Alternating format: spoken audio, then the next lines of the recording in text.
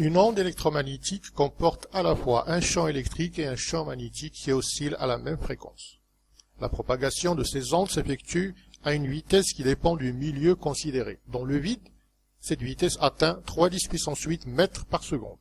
Parmi ces caractéristiques, il y a la longueur d'onde. Elle exprime le caractère oscillatoire périodique de l'onde dans l'espace. C'est en fait la distance qui sépare deux points de l'espace successifs et qui vibrent en phase, c'est-à-dire de la même façon. Elle est mesurée en mètres ou en l'un de ses sous-multiples. La période T, elle représente le temps nécessaire pour que l'onde effectue un cycle. L'unité dans le système international est la seconde. La fréquence, c'est l'inverse de la période. Elle traduit le nombre de cycles que réalise la grandeur physique, ici c'est le champ électrique ou le champ magnétique, par unité de temps.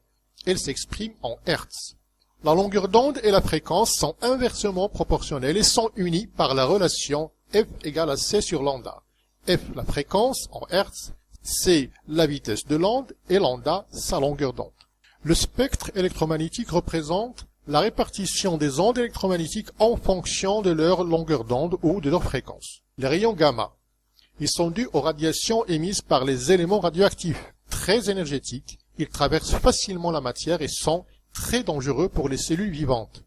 Leur longueur d'onde s'étend de 10 puissance moins 14 mètres à 10 puissance moins 12. Les rayons X, rayonnement très énergétique, traversent plus ou moins facilement les corps matériels et un peu moins nocifs que les rayons gamma. Ils sont utilisés notamment en médecine pour les radiographies. Les rayons X ont des longueurs d'onde comprises entre 10-12 mètres et 10-8 mètres. Les ultraviolets, c'est un rayonnement qui reste assez énergétique, nocif pour la peau.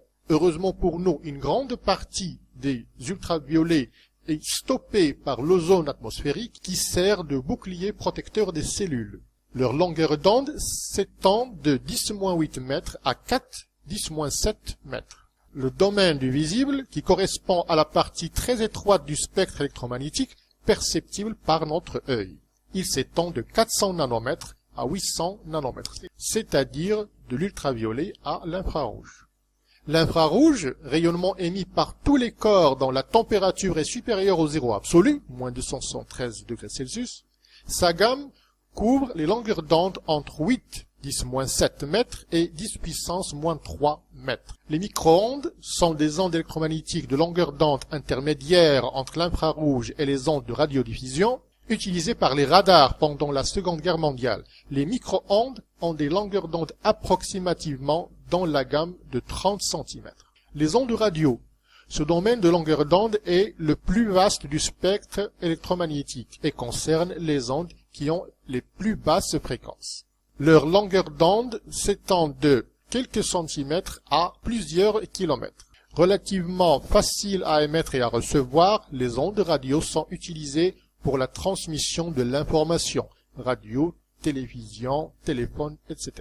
En résumé, une onde électromagnétique est un phénomène physique, résultat de la propagation d'un champ électrique et d'un champ magnétique avec une vitesse c dans le vide qui atteint celle de la lumière, c'est-à-dire 3 puissance 8 mètres par seconde.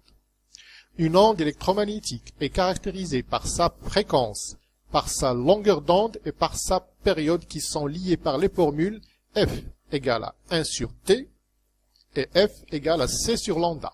F la fréquence en Hertz, lambda la longueur d'onde en mètres et T la période en secondes. C'est la fréquence qui détermine la nature de l'onde électromagnétique. Le domaine du visible comprend toutes les radiations visibles par l'être humain. Il est compris entre 400 et 700 nanomètres.